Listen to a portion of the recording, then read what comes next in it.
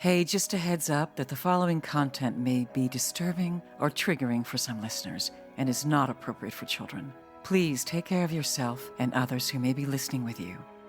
Welcome to the Bonus Babies Podcast, a show that has no easy answers, only hard questions. The first time I was 8 years old, my dad sexually assaulted me. My real father sexually assaulted me. He assaulted me for 2 weeks. It was my first time actually meeting him. He told me when I was younger, he would come and visit me, but I don't remember him coming. I mean, I was nervous because I never met him in my life, and he assaulted me.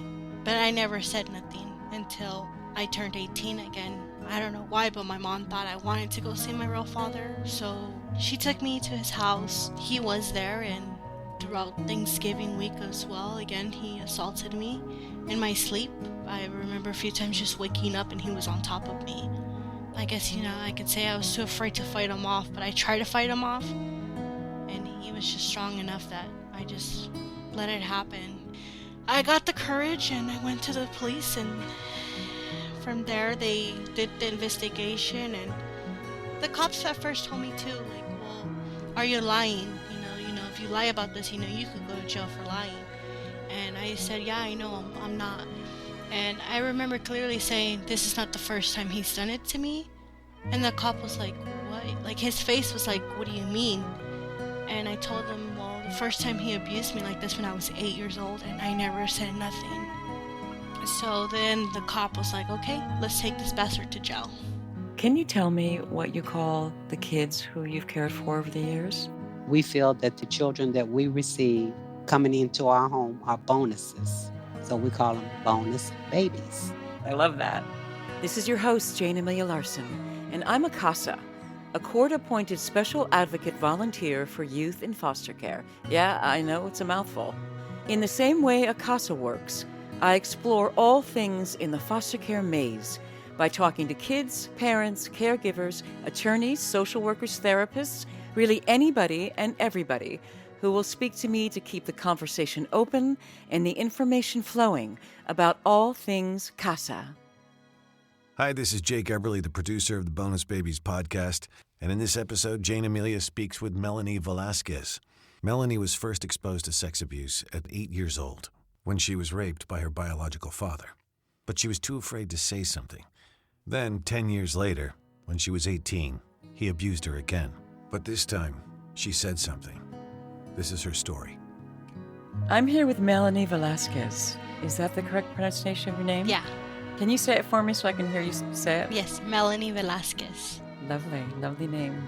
So I was introduced to you via JC Cortez. How do you know JC? I know JC through school. I went to ELAC, so it would be East Los Angeles College. A lot of people don't know the abbreviation to the school, so usually people who go to ELAC would say, oh, ELAC. And then other people would be like, what's ELAC? Well, East Los Angeles College. Yeah, it sounds like a really cool club or something. I don't know. Yeah, that's where I met JC. I met her through college, be the Dreamweaver at the time. So can you tell me a little bit about how you were raised?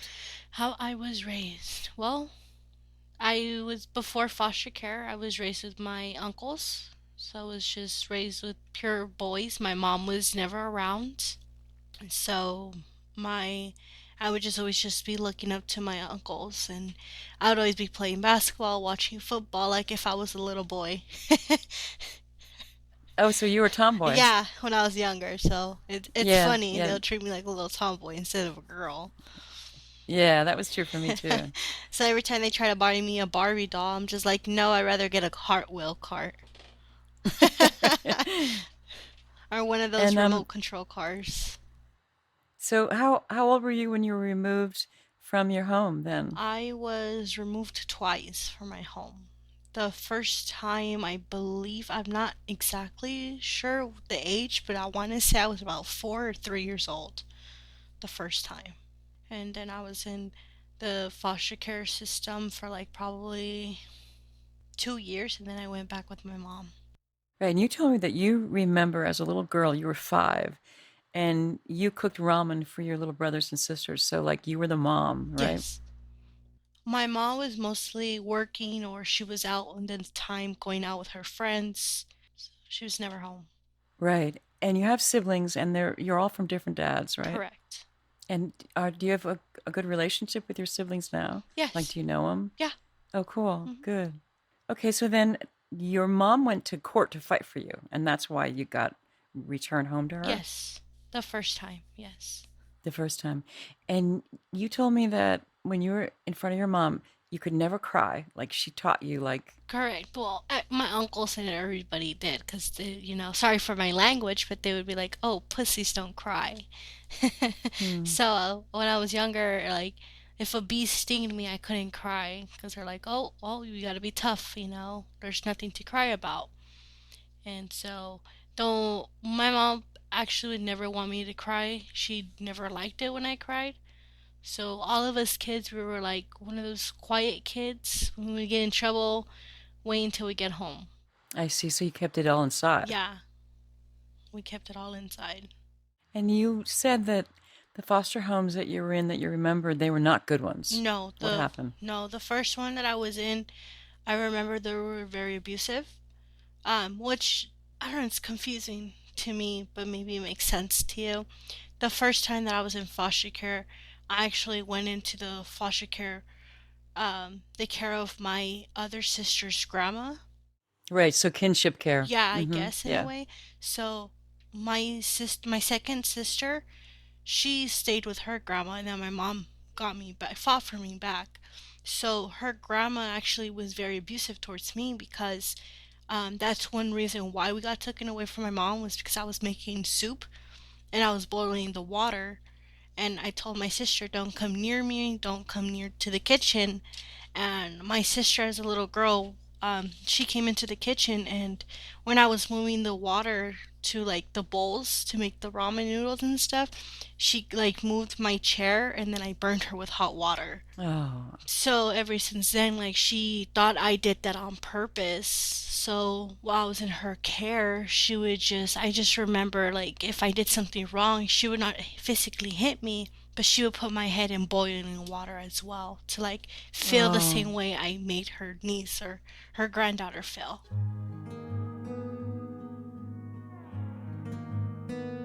And you said that your dad abused you too, but that nobody believed you. Yeah. What happened?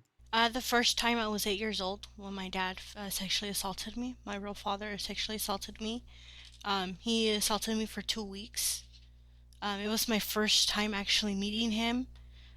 He told me when I was younger, he would come and visit me, but I don't remember that. I don't remember him coming to visit me. So for me, when I was 8, it was my first time actually physically meeting him for the first time. And I was nervous because I never met him in my life. So. And then he assaulted you. And he assaulted me. But I never said nothing until I turned 18 again. Me and my mom had an argument, and I just asked a question, and I don't know why, but my mom thought I wanted to go see my real father. So she took me to his house, into my grandma's house, and he was there, and throughout Thanksgiving week as well, again, he assaulted me in my sleep. I remember a few times just waking up and he was on top of me. And I guess, I could say I was too afraid to fight him off, but I tried to fight him off, and he was just strong enough that I just let it happen. And you couldn't go to anybody for help? And no, I couldn't because I felt like nobody would believe me.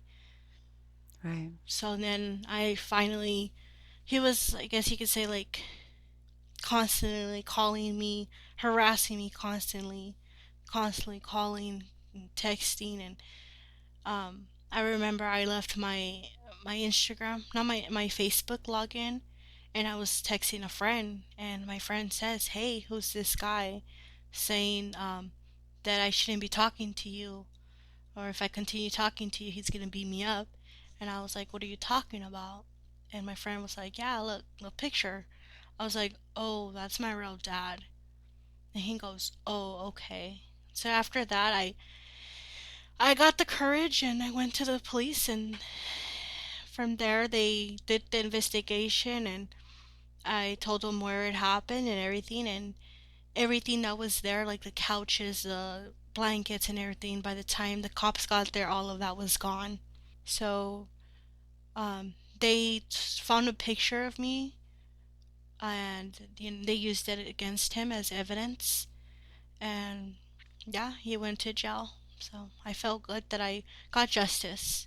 You put him in jail. Yeah, because at first the cops at first told me too, like, well, are you lying? If you lie about this, you could go to jail for lying. And I said, yeah, I know, I'm not. I remember the cop was like, are you saying this because you want to get back to him, or you and your mom are arguing, you just want to make a lie? And I remember clearly saying, this is not the first time he's done it to me. And the cop was like, what? Like, his face was like, what do you mean? And I told him, well, the first time he abused me like this when I was 8 years old, and I never said nothing. So then the cop was like, okay, let's take this bastard to jail. Wow. Wow. It's so brave of you, Melanie. So brave of you. Yeah, I mean, I'm glad to say, yeah, because my real dad has four other kids, and they're all under the age of 10.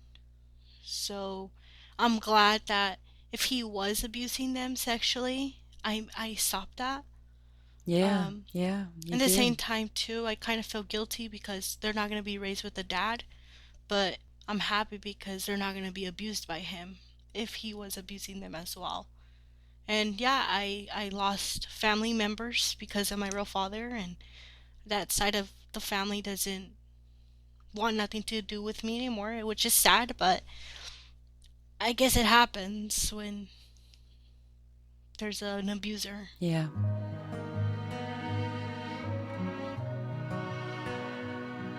And then you said that it ended up that you had a good relationship with your stepdad. So tell me about that.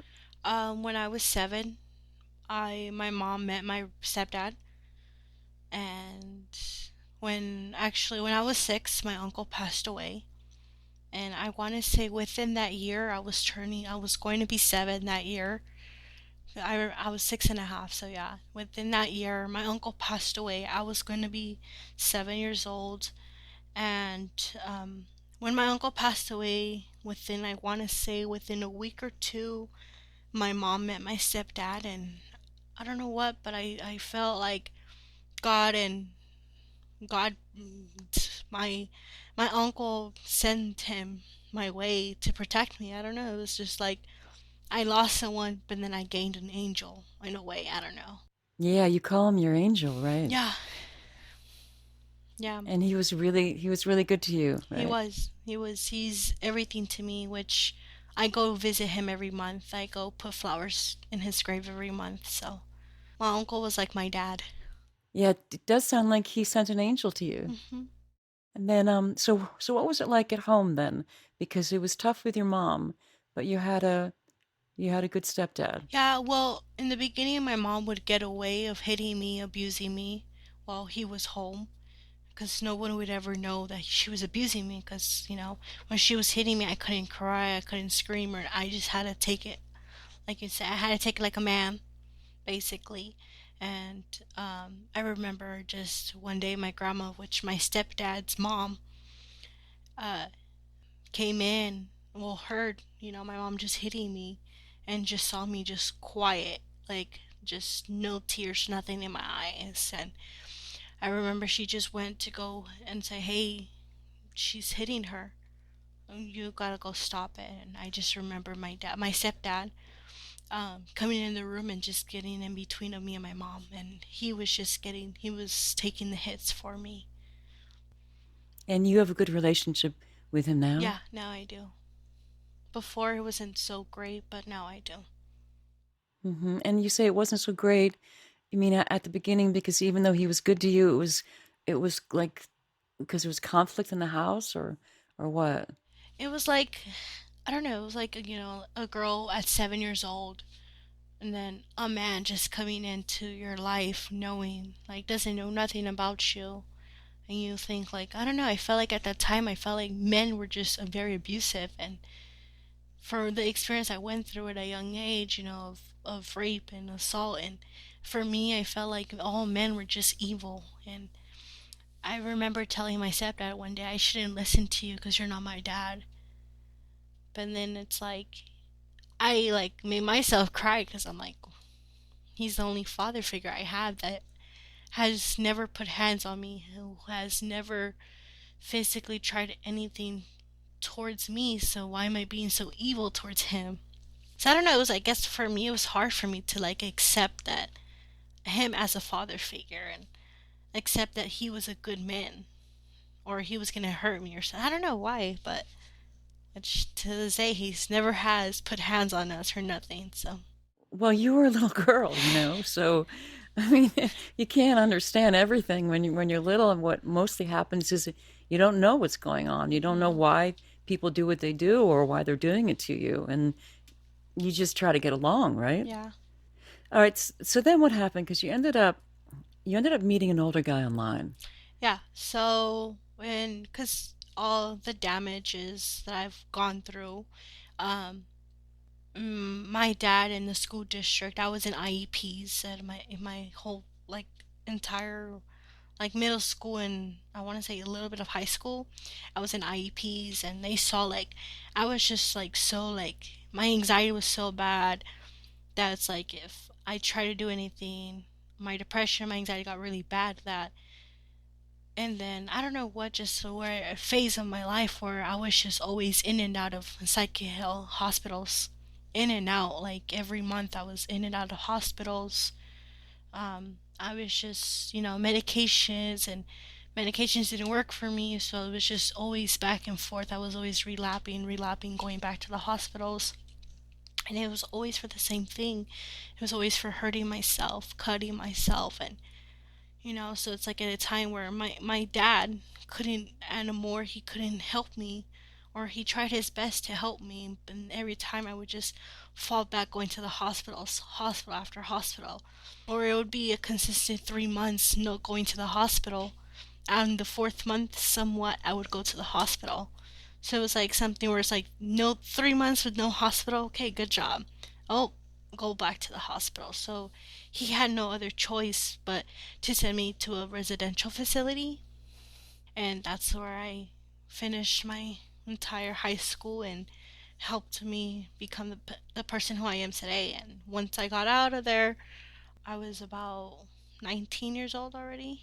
And I thought I knew everything. And I went into the dating online and I met this guy online, which, yeah. Turned out he wasn't a good guy. That was my first experience, dating online. He was not a good guy. He wasn't, no. He made it seem himself like he was a good guy, but he wasn't a good guy. And he took advantage of you. Yeah. He ended up taking advantage of me pretty bad, but it's just experiences that I've learned to not trust no one online. So how did it start? Because at first you thought you were just gonna wear a pretty dress and be an escort. Yeah. I remember him saying, though, well, you're very beautiful.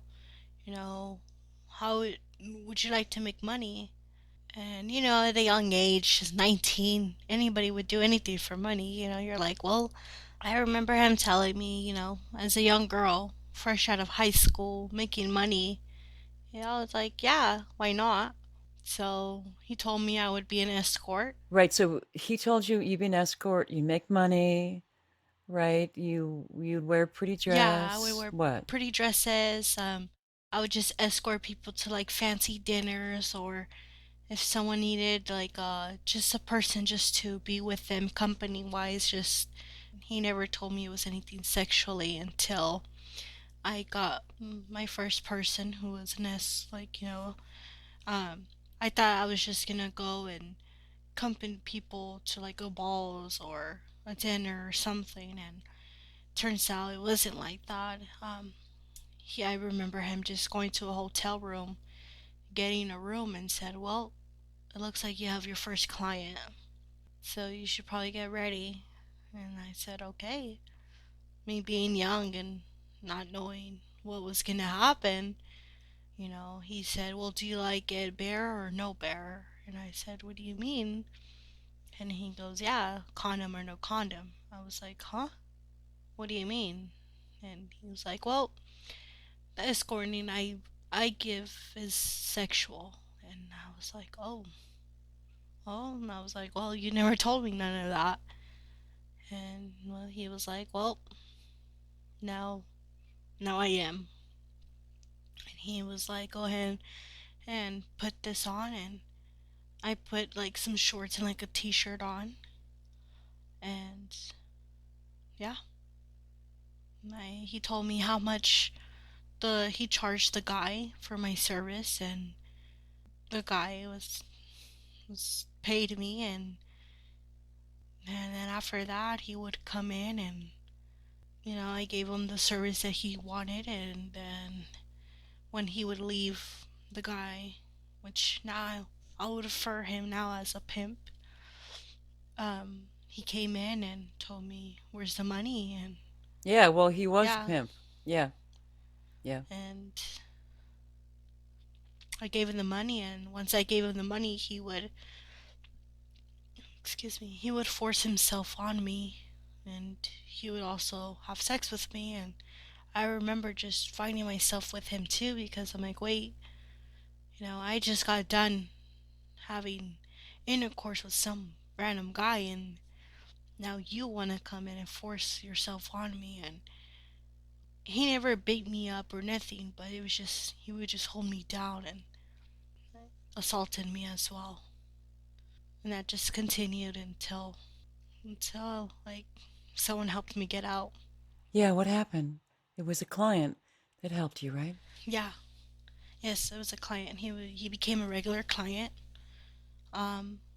Which after a while, me and the client stopped having sex because he wanted to help me get out, and he would just come as a regular and pay me the amount that he said he was gonna pay, and we would just actually sit there, talk, and I would just listen to him, and that's it. And then one night he was like, hey, let me help you get out of here, and what she did. And I got out and never went back and never looked back.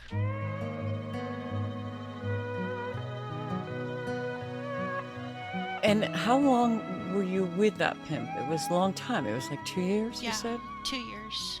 And then also, and maybe this was at the same time, but you were homeless at some point, and you were living on Skid Row, and a lot of terrible things were happening to you. Was this then, or was this after, or No, before, or this what? was no, it was then.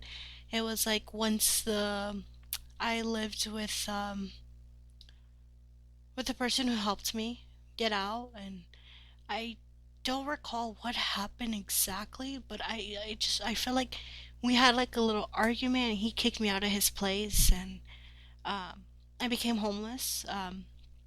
I went to the shelters, and I lived in the shelters for a little bit, and then from the shelter I remember that you had to be in a curfew time. You had to go to like a specific time to make sure you have a bed. And I just remember that I didn't make it in time to get a bed, and I unfortunately had to sleep in the skid road. And luckily I only slept once in the skid road, but still for me it was just a tragic, because luckily, I don't know why, but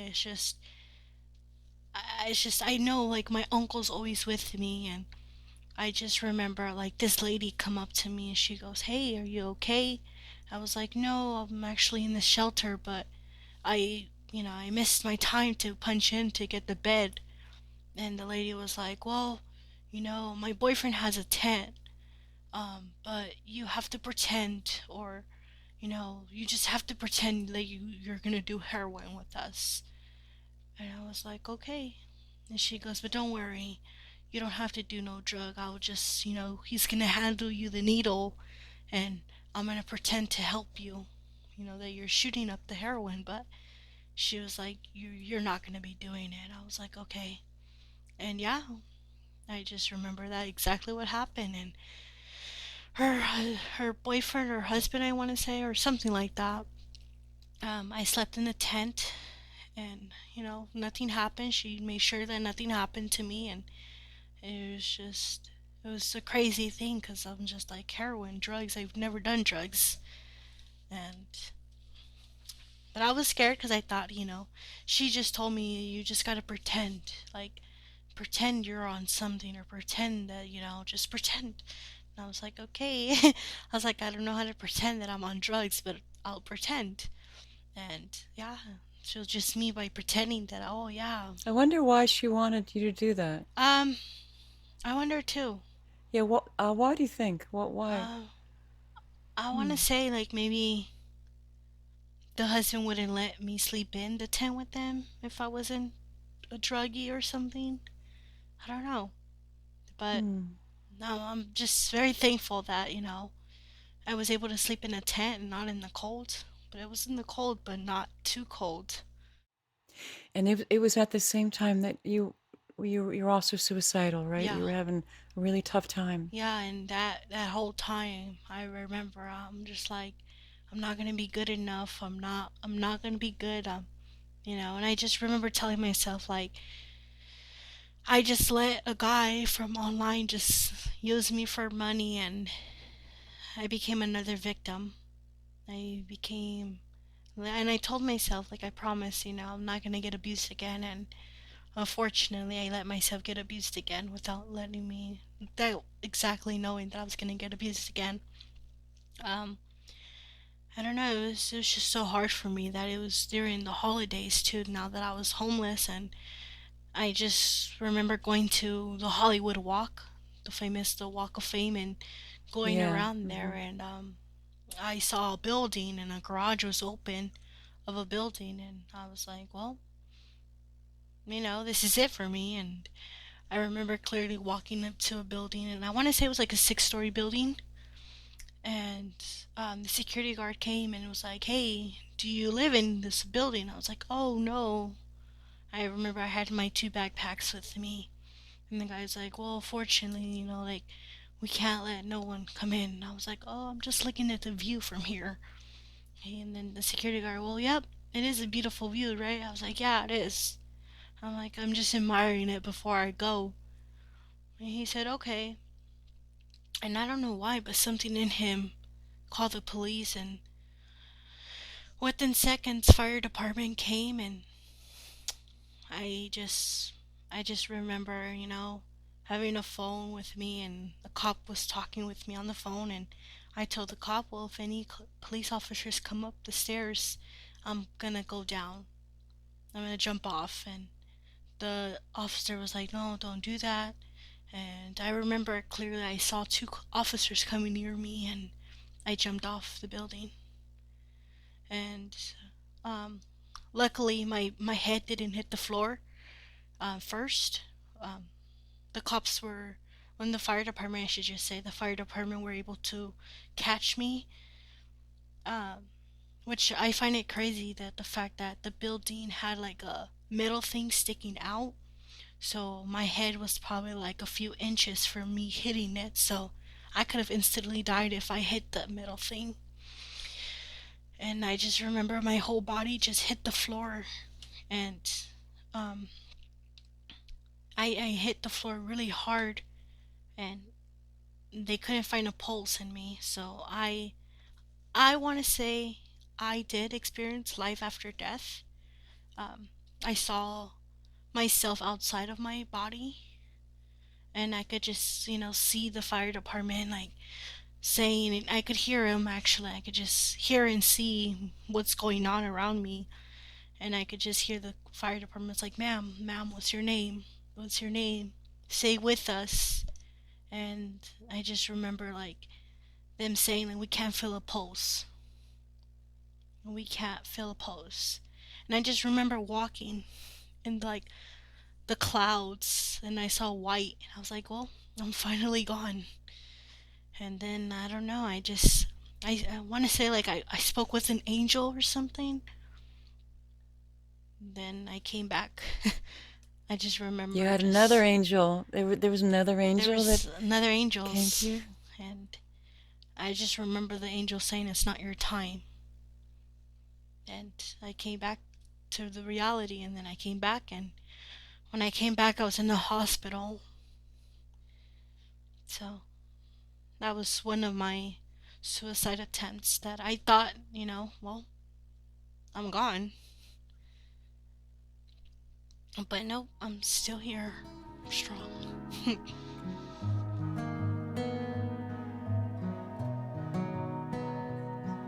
So, how did you end up after all this, Melanie?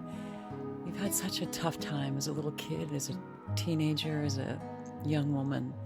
How'd you end up getting out? I mean, when I say getting out, I mean, you're on your own now. You have a job. You have your own little studio. You feel safe, right? You're taking care of yourself. Is that how it is now, or are you? Yes. I don't know. Just by the time that I attempted suicide, I remember my stepdad. I called my stepdad and I told him that I tried killing myself, and he said no, and I said yeah. And from there, he took me in his arms again, and I remember him clearly saying, "You cannot be at the house if you don't have a job or if you don't go to school." He says, "I don't want you to be home and do nothing." And I said, "Okay." And from there, I got myself back into therapy. I went back to therapy. Um I was working on my trauma again. I went to intense therapy. I remember that. I would go twice a week to therapy, and then I would go to groups. From groups, I would just keep myself busy. And at the time, I was going to school and working. And then once I felt like I was ready, and I told my dad I'm ready to be on my own again, and he said okay. And he was like, "Well, I support you, and I'm here for you." And then when I moved out of my dad's, I got myself a little room. I rented a room, and I was still going to school and working. So yeah, I after all of what I went through, I actually stopped taking medication, um, because that was also one of the effects of me. I was on the medication when I jumped off the six-story building, and I noticed, like, if I'm gonna be in medication, if and it took me to an extreme where I really was gonna kill myself, I'd rather not have any medication in my system. And for, like, a lot of people say, if you're not gonna take medication, at least go to therapy.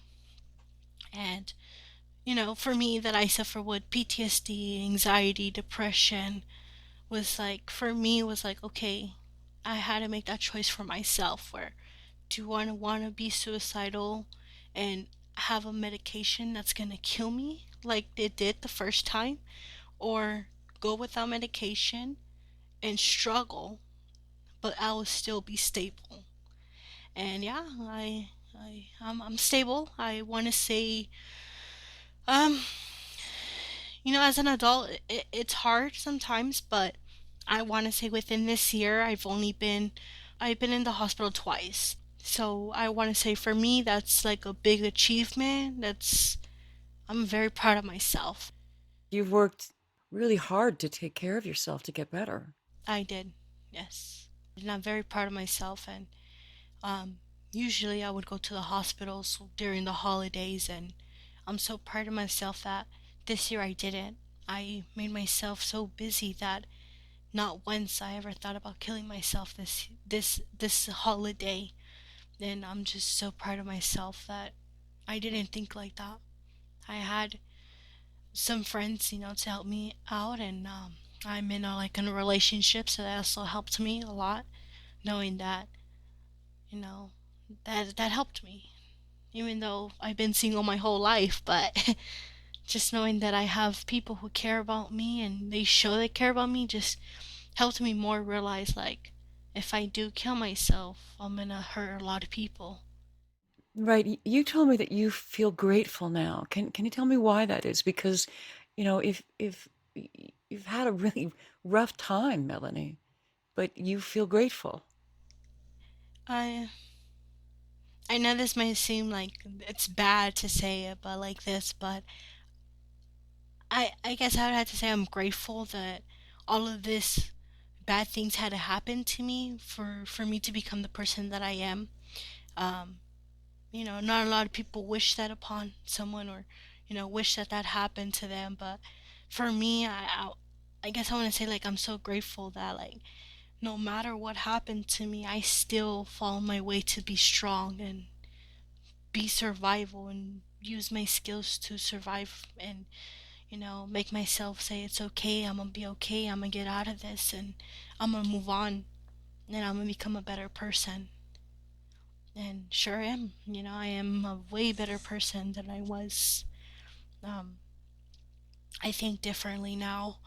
um, I still suffer with a little bit of PTSD, but I'm able to manage my anxiety now. I'm able to control everything with no medication, and for me, I have to say I'm grateful for that. And I'm grateful that no matter what I went through, I had angels around me in every situation. I want to say God and my uncle was with me. Yeah, but Melanie, to me, it sounds like you're the angel. Probably.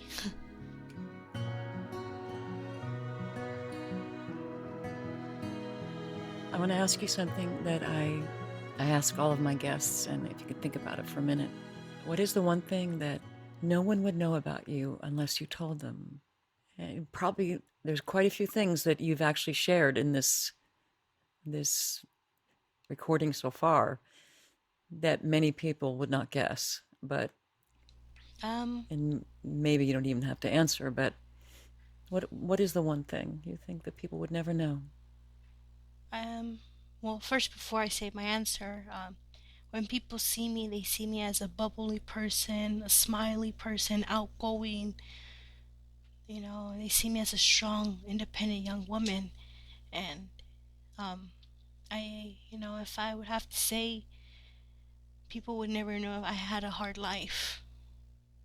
Yeah, people would never know that I suffered. Because they just see a happy, gloomy person that it's like, wait, what? That happened to you? I think it's really important that you shared your story with us today, Melanie. I know it takes a lot of courage to do this, and I want to thank you for that, because this kind of story needs to be heard. People need to know that there's young women like you out there that need help. Yeah. Even if they don't look like they do, right? Yeah. I don't know why, but this always gonna stay with me. And I think because that one EMT person told me the last time I was in the hospital. Oh, actually, it was actually an officer who told me. An officer told me, well, you don't look like a person who's gonna kill themselves. And I said, what does that mean? Just because, someone who looks like they have their life together doesn't mean they're actually going through a hard time. And that just stood with me. The officer told me, well, you're a very young girl, a beautiful young lady, and why do you want to kill yourself? You don't seem like someone who wants to kill themselves. And I said, wow, that took my breath. Because I'm just like, wow. Just the least that you expect from someone who doesn't look like they need help or looks like they have their things together are actually the ones who are suffering. And I remember telling the officer, you don't have to be homeless to struggle mentally or physically. And the cop just stood quiet. Yeah, I bet he learned something that day, huh? He did. But I'm proud to say now that, this year coming up, I'm very proud to say actually that before my 25th birthday, and it's really rare that you'll hear someone who came from a lifestyle of foster care abuse and homeless and now is on their own, and I'm hustling every day and working every day, and proud to say that this year before my birthday, I will finally pay off my car. Yay! So that's one thing, just I'm very proud of myself because I never thought that I would financially like get myself a car and be done paying it before the age of 25. And it's really rare that you hear a story of someone purchasing a car and getting it done at a young age. And for me, I'm just so proud that like before my 25th birthday, I'll be done with paying off my car. Good for you, man. Congratulations. My car Really? will be my car. Listen, thank you so much for talking to me. Really, thank you, Melanie. And I just admire your courageousness. You're so brave and resilient. You just kept on going, no matter how bad you felt. It's pretty amazing. I don't know. A lot of people ask me how I did it, but I don't know how I did it. But you did. But I did. I would have to say the strength, the survivor skills, and I'm still, every day, I'm still fighting my demons, but I'm here. Yay on you. Thanks.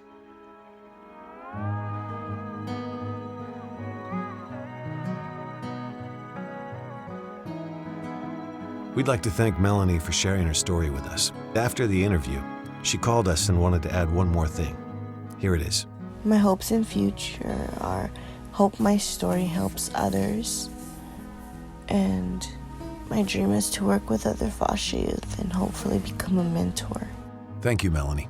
If you or anyone you know is being trafficked, please let someone know. You can contact millionkids.org or the Global Center on Human Trafficking. That's millionkids.org or the Global Center on Human Trafficking at montclair.edu. Thank you for listening, and be well. If you see something, say something. If you suspect a child's health or safety is jeopardized in any way by parents or anyone else, contact the Child Protective Services Agency in your county. 24-hour hotlines are staffed by trained social workers who will help you through the process, and you can do so anonymously. In California, you can call the Child Protection Hotline at 800-540-4000. So if you see something, say something. You might be saving a child's life. If you want to know more about becoming a CASA anywhere in the country, go to nationalcasagal.org. And in LA, casala.org. And if you want to know more about becoming a foster parent, check out the National Foster Parent Association at nfponline.org. There's also faithfosterfamilies.org and adoptuskids.org. There's tons of other information online as well, so you can just hunt around. We also want to thank the supremely talented Christina Apostolopoulos for her beautiful original music. You can find her music on Spotify or Instagram at Christina Aposta. And also thank you to Yukon Har for his engineering. Thanks for listening, and if you like what you hear and you find it as valuable as we do, please rate us and hit subscribe. You can also make a donation at BonusBabies.com. See you next time.